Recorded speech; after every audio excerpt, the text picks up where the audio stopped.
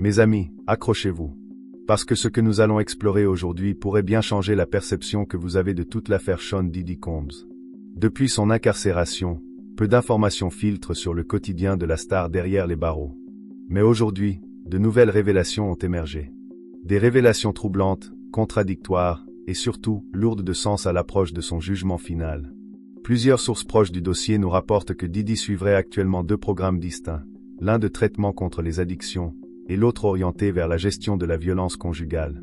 2 types de réhabilitation proposés généralement aux détenus volontaires, souvent dans le but d'alléger leur peine future. Mais il y a un hic.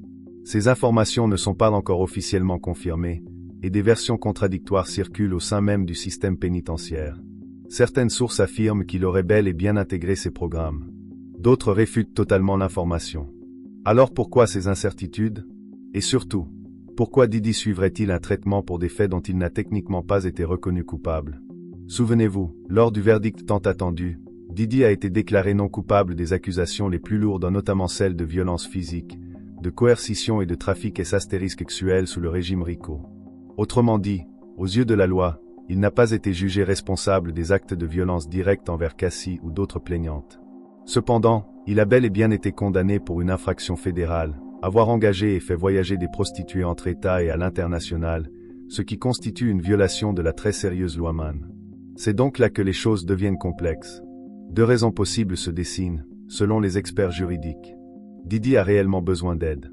Que l'on soit d'accord ou non, beaucoup estiment que les témoignages entendus pendant le procès montrent un homme en perte de contrôle.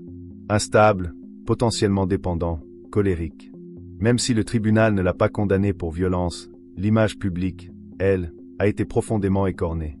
Il se prépare pour l'audience de condamnation. Car en octobre prochain, le juge devra trancher sur la durée réelle de la peine. Et dans ce contexte, les juges évaluent l'attitude de l'accusé. Est-il dans une démarche de rédemption? A-t-il reconnu ses torts, même partiellement? S'engage-t-il vers une forme de réhabilitation, personnelle et sociale? Voici le détail le plus explosif du moment. Le juge a exigé que l'accusation lui fournisse une liste de précédents, des affaires où des clients et non des trafiquants ont été poursuivis et condamnés lourdement en vertu de la loi Mann. Et apparemment, cette liste est très difficile à établir. Pourquoi? Parce que historiquement, cette loi s'est surtout attaquée aux proxénètes, aux réseaux de traite, mais rarement aux clients eux-mêmes. Si le parquet ne parvient pas à fournir d'exemples concrets, la défense pourrait crier à la poursuite sélective. En clair, on s'acharnerait sur une célébrité, alors que dans des cas similaires, d'autres n'ont jamais été inquiétés. Et ce serait un argument de poids pour réduire drastiquement la sentence. Théoriquement, Sean Combs risque jusqu'à 10 ans de prison. Mais soyons honnêtes, ce scénario est extrêmement improbable. Même les procureurs ne parlent plus que de 4 ans maximum. Mais selon plusieurs observateurs proches du dossier, il y a fort à parier que la peine réelle sera comprise entre 12 et 24 mois. Et attention, si l'on prend en compte le temps déjà purgé en détention provisoire, cela signifie que Diddy pourrait sortir avant Noël. Oui, vous avez bien entendu. Certains pensent même qu'une libération conditionnelle des Thanksgiving fin novembre n'est pas à exclure, surtout si l'accusation échoue à justifier une peine exemplaire et si la défense parvient à humaniser son client au maximum. Car au-delà de la culpabilité légale, il reste la perception publique.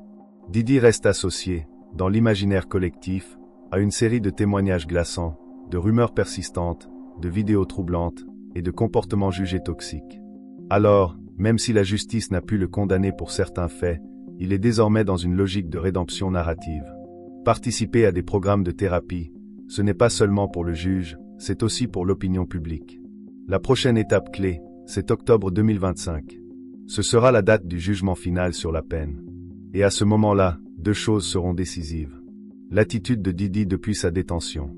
Et la capacité de l'accusation à prouver que des précédents similaires ont conduit à des peines lourdes. D'ici là, restez attentifs. Car dans cette affaire, tout peut encore basculer.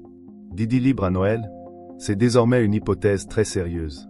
Si vous voulez suivre toute l'évolution de ce dossier, abonnez-vous, activez la cloche, et surtout, dites-moi en commentaire, pensez-vous que Diddy mérite une peine exemplaire ou une seconde chance?